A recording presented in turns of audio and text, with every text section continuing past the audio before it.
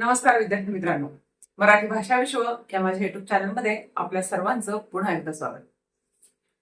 आतापर्यंत आपण या युट्यूब चॅनलवरती मराठी व्याकरण, तसे वेगवेगळे प्रकार, शब्दांच्या जातीमध्ये आपण नाम, सर्वनाम, विशेषण, क्रियापद आणि क्रियाविशेषण अव्यय इथपर्यंतचे सगळे व्हिडिओ व्यवस्थित पाहिलेले आहेत.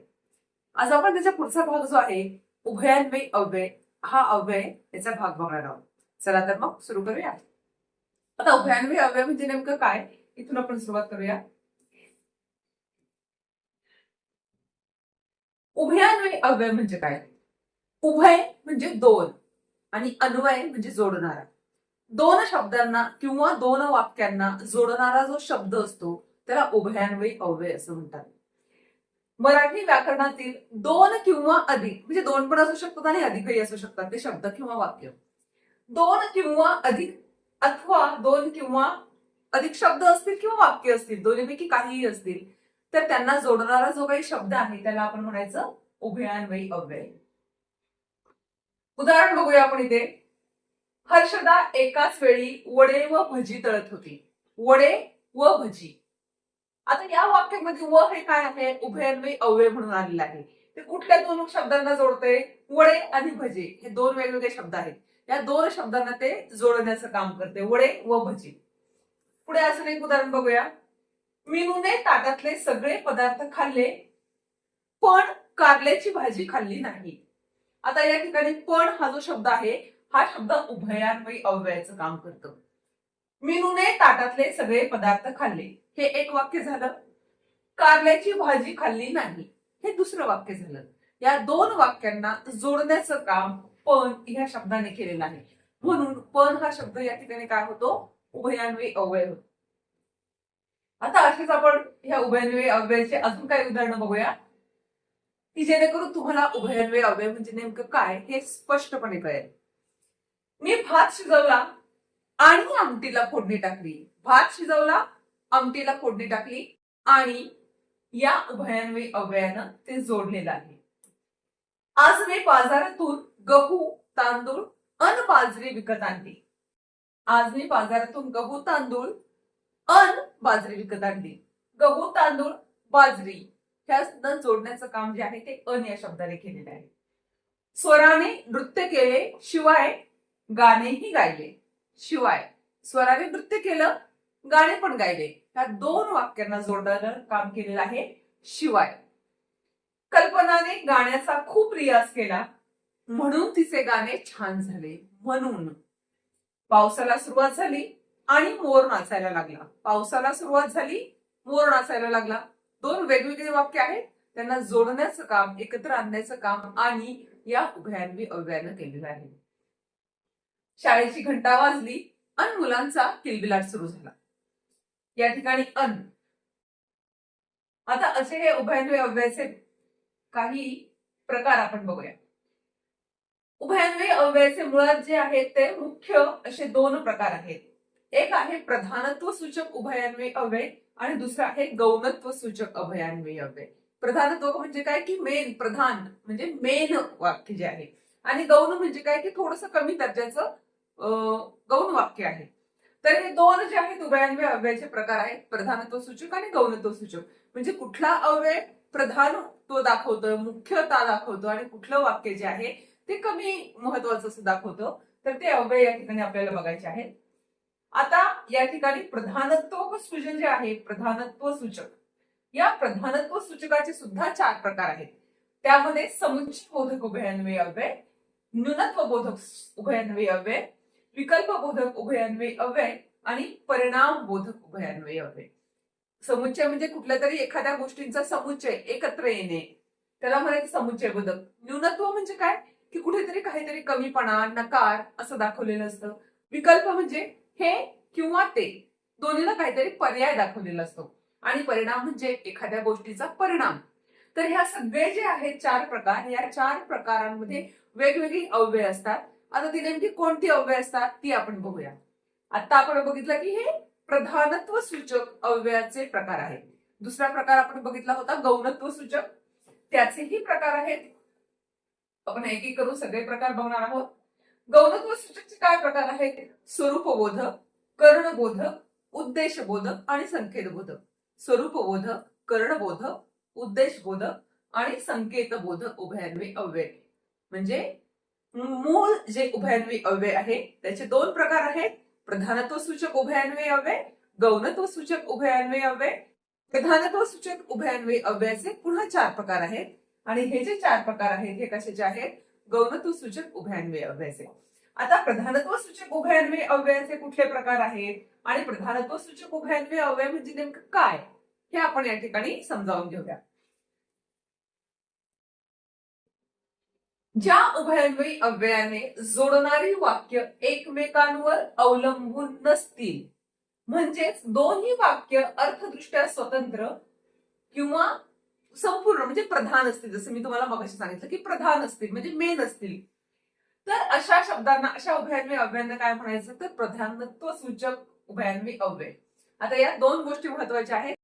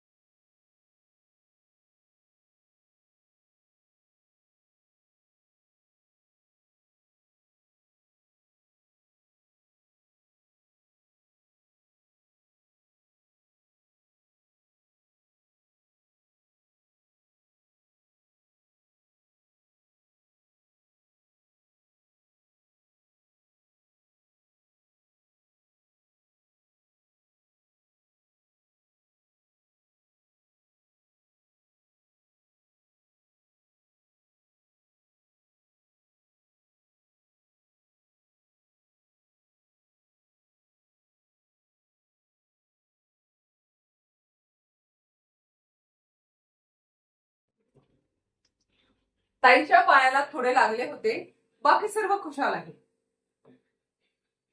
विकल्पबोधक पुढचा प्रकार आहे विकल्पबोधक. विकल्पबोधक अव्यय म्हणजे काय, की या ठिकाणी तुम्हाला दोन पर्याय दिलेले असतात, दोन विकल्प दिलेले असतात, हे किंवा ते, हे करा किंवा ते करा, दोन पर्याय आहेत. तर यामध्ये कोणकोणते उभयन्वय अव्यय येतात, अथवा, किंवा, वा, की. साथ मिळो अथवा ना मिळो मी जाणारच. साथ मिळाली किंवा नाही मिळाली, दोन विकल्प आहेत. एक तर साथ मिळेल किंवा नाही मिळणार, दोन विकल्प आहेत, दोन्हीपैकी एक.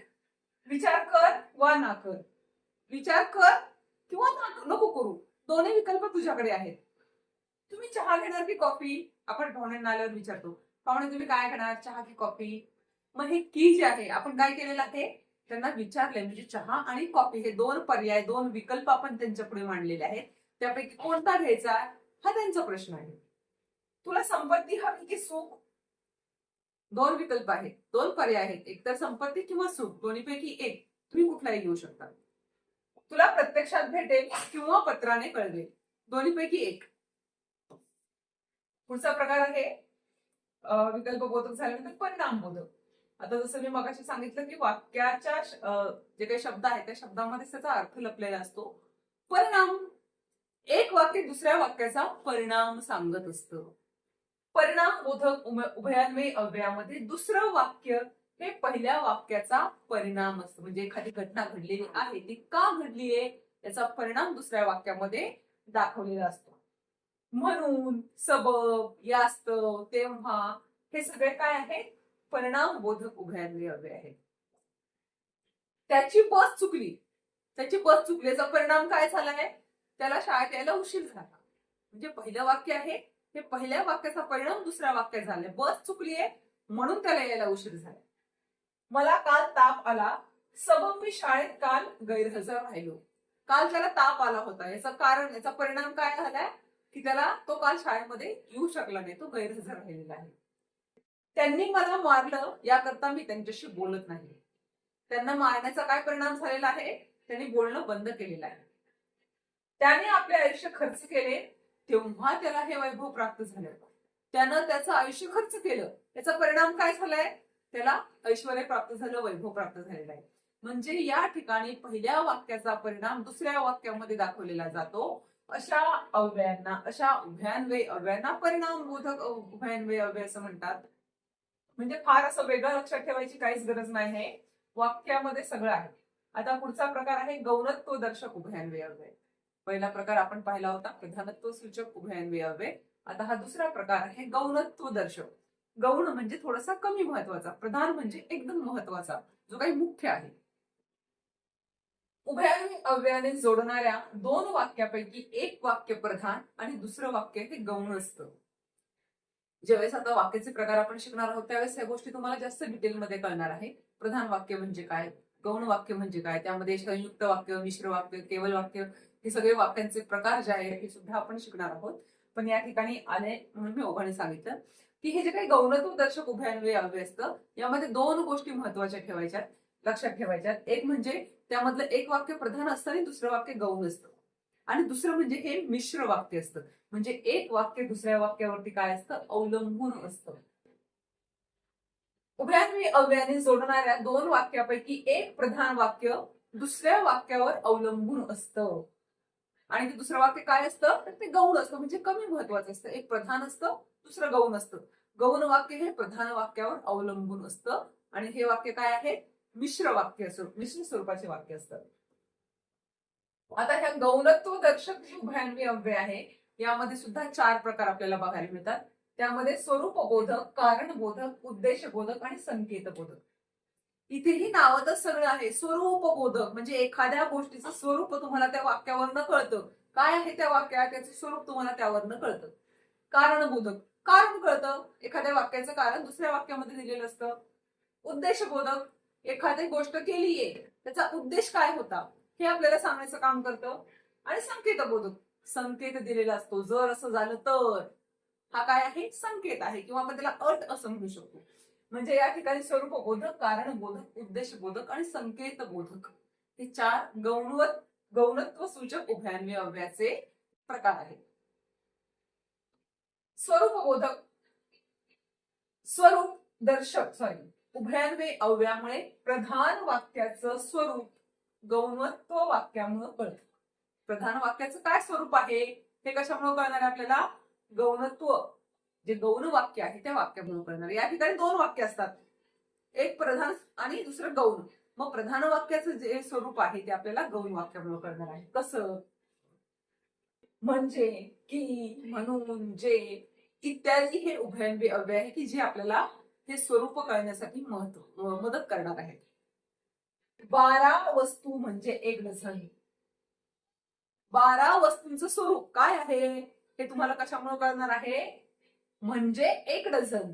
म्हणजे एक डझन म्हणजे 12 वस्तू. म्हणजे एखाद्या वाक्याचं स्वरूप काय आहे हे आपल्याला दुसऱ्या वाक्यातनं कळते. प्रधान वाक्याचं स्वरूप जे आहे ते गौण वाक्यातनं कळते. एक वर्ष म्हणजे 365 दिवस. एका वर्षाचं स्वरूप काय आहे तर 365 दिवस. विक्रमादित्य म्हणून एक राजा होऊन गेला. तो उद्गारला की मी जिंकलो. गुरुजी म्हणाले की पृथ्वी गोल आहे. विनंती अर्ज ऐसा जे.